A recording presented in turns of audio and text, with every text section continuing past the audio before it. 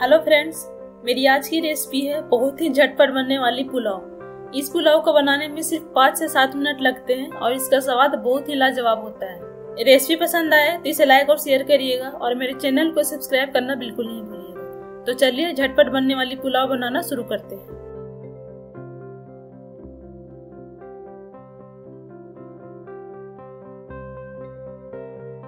पुलाव बनाने के लिए मैंने लिया है 1 कप बासमती चावल। वेट में ये 150 ग्राम के करीब होगा। इसके अलावा मैंने लिया है 2 मीडियम साइज का स्लाइसेस में कटे हुए प्याज, 3-4 हरी मिर्च जिसे मैंने पतले लंबे टुकड़ों में कट कर लिया है। कुछ साबुत मसाले लिए मैंने, आधा चम्मच जीरे का पाउडर, 20-25 काली मिर्च साबुत। ये फ्लावर वाले जो गरम मसाले आते हैं वो मैंने 4 टुकड़ा लिया है। 1 इंच लिया है दालचीनी का, 1 बड़ी इलायची, 2 छोटी इलायची और 4-5 लौंग। इसके अलावा हमें चाहिए होगा काजू, 10-12 काजू लिया मैंने जिसे 2 टुकड़ों में तोड़ लिया है। गार्निशिंग के लिए हरा धनिया बारीक कटा हुआ। सबसे पहले हम चावल को वॉश कर लेंगे अच्छे से। उसके लिए चावल को हम एक बाउल में डालेंगे और इसमें पानी डालकर 2-3 बार करके अच्छे से वॉश कर लेंगे। मैंने चावल को वॉश कर लिया है। अब हम इसका अगला प्रोसेस में चलते हैं। इसके लिए हम कुकर का इस्तेमाल करेंगे। गैस ऑन करके एक कुकर रखेंगे चूल्हे पे। कुकर जब गर्म हो जाए इसके बाद उसमें डालेंगे 2 चम्मच के करीब कुकिंग ऑयल। इसमें डालेंगे हम बटर। मैंने 25 ग्राम के करीब बटर यूज किया है। बटर जब मेल्ट हो जाएगा इसके बाद हम उसमें प्याज फ्राई करेंगे।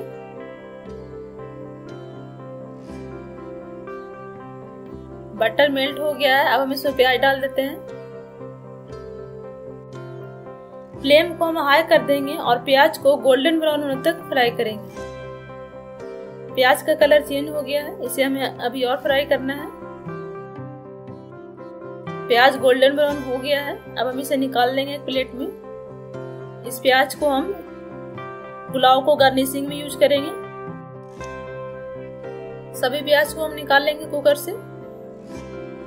मैंने सभी प्याज को निकाल लिया है। अब हम इसमें डाल देंगे सूखे मसाले जो हमारा बटर बच गया उसमें। इलायची को मैंने तोड़ लिया है, तीनों इलायची को। अब हम इसमें मसाले डाल देते हैं कुकर में। मसाले डालने के बाद 10 से 15 सेकंड के लिए फ्राई करेंगे या फिर जब तक कि जीरा चटकने ना लगे।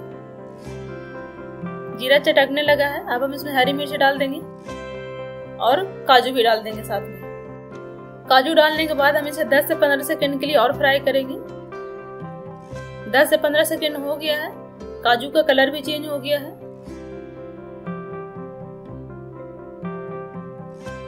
आप देख सकते हैं।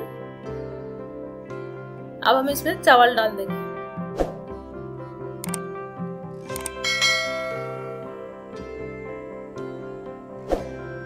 चावल डालने के बाद एक बार इसे अच्छे से मिक्स कर लेंगे और इसके बाद 4-5 सेकंड के लिए चावल को भी फ्राई करेंगे। फ्लेम को हम मीडियम रखेंगे। इसी तरह से चावल को चलाते हुए 4-5 सेकंड के लिए फ्राई करेंगे। 4-5 सेकंड के बाद हम इसमें पानी डाल देंगे। मैंने इस कप से 1 कप चावल लिया था तो इसी कप से हम 2 कप पानी डालेंगे, यानी कि 150 ग्राम चावल में हम 300 ग्राम के करीब पानी डालेंगे।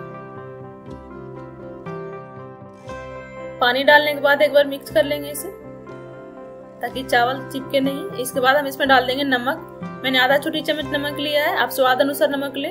नमक डालने के बाद इसे एक बार फिर से मिक्स कर देंगे। इसके बाद हम कुकर का ढक्कन बंद कर देंगे और 1 सीटी आने तक इसे पकाएंगे। कुकर में सीटी लग गया है। जैसे ही कुकर में सीटी लग जाए हम गैस बंद कर देंगे। मैंने गैस बंद कर दिया है, अब कुकर को ठंडा होने देते हैं। इस बात का ध्यान रखें, जब कुकर ठंडा हो जाएगा या प्रेशर खत्म हो जाएगा तभी हम कुकर ओपन करेंगे। कुकर का प्रेशर खत्म हो गया है, कुकर भी ठंडा हो गया है। अब हम कुकर ओपन करते हैं।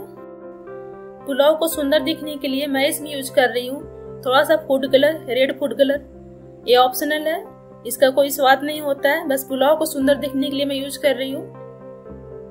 कलर डालने के बाद एक बार इसे चला देंगे। आप देख सकते हैं कितना खिला खिला पुलाव बना है हमारा और कितना झटपट बनकर तैयार हो गया है। इस पुलाव को तैयार होने में मैक्सिमम 5 से 7 मिनट लगता है। एक भी चावल नहीं टूटा है। अब हम इसे सर्व कर लेंगे।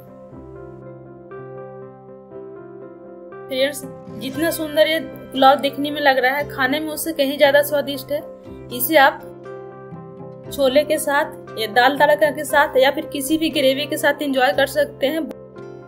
छोले या शाही पनीर के साथ इसका बहुत ही अच्छा कॉम्बिनेशन है। यदि आप नॉनवेज खाते हैं तो कोरमा के साथ भी एंजॉय कर सकते हैं। पुलाव को सर्व करने के बाद इसे हम प्याज से गार्निश कर देंगे। जो हमने प्याज फ्राई किया था बटर में, उसके बाद हरा धनिया डाल देंगे। छोले के साथ ये पुलाव बहुत ही ज्यादा टेस्टी लगता है। मैंने छोले की रेसिपी का लिंक डिस्क्रिप्शन बॉक्स में डाल दिया है या फिर वीडियो को लास्ट में आपको मिल जाएगा। तो आप भी बनाइए और कमेंट में बताइए कि आपका ये पुलाव कैसा बना था।